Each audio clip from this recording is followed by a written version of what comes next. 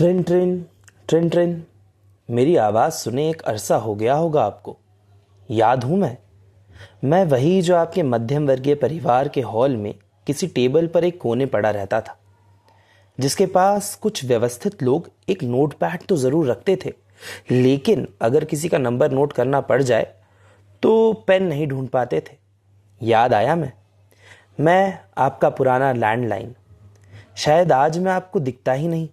कुछ 10-20 साल बाद शायद बच्चे मेरे बारे में सुन के उतने ही हैरान होंगे जितना आप होते हैं ये सुन के कि कबूतर भी कभी चिट्ठियां सही पते पर पहुंचा दिया करते थे। खैर, आज तो मैं बंद हूं आपकी किसी अलमारी के किसी अंधेरे कोने में, धूल खाता।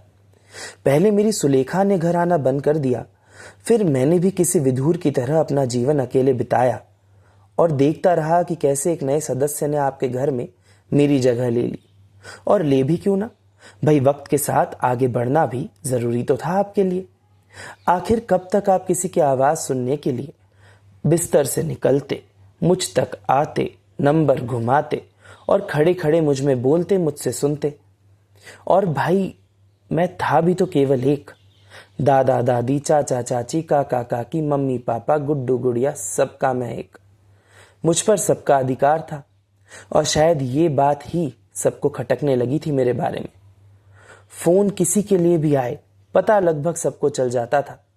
चाचा जी, आपके लिए होने वाली चाची के घर से फोन आया है। गुड्डू चिल्लाता तो सब शर्माते।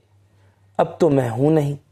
पहले लोगों ने मेरा इस्तेमाल करना बंद किया, क्योंकि मुझ पर अगर बात 20 सेकंड भी करो तो भी लगता था पूरा 1 रुपया, जबकि मेरी जगह ले रहे मोबाइल फोन पर 20 सेकंड के सिर्फ 20 पैसे लगते थे।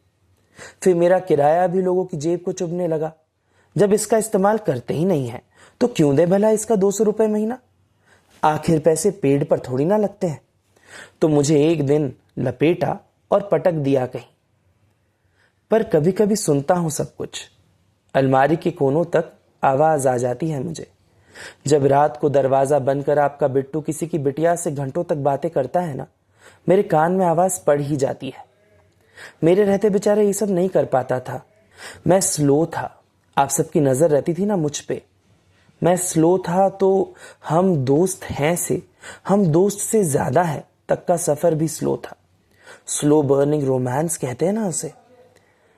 जब वो उसके घर फोन करता था, तब अगर उसकी मम्मी या पापा फोन उठा लेते तो बिट्टू कुछ कहता ही नहीं, और फिर वो ब्लैंक कॉल क्यों करते हैं लोग, ऐसा कहकर फोन रख दिया करते थे।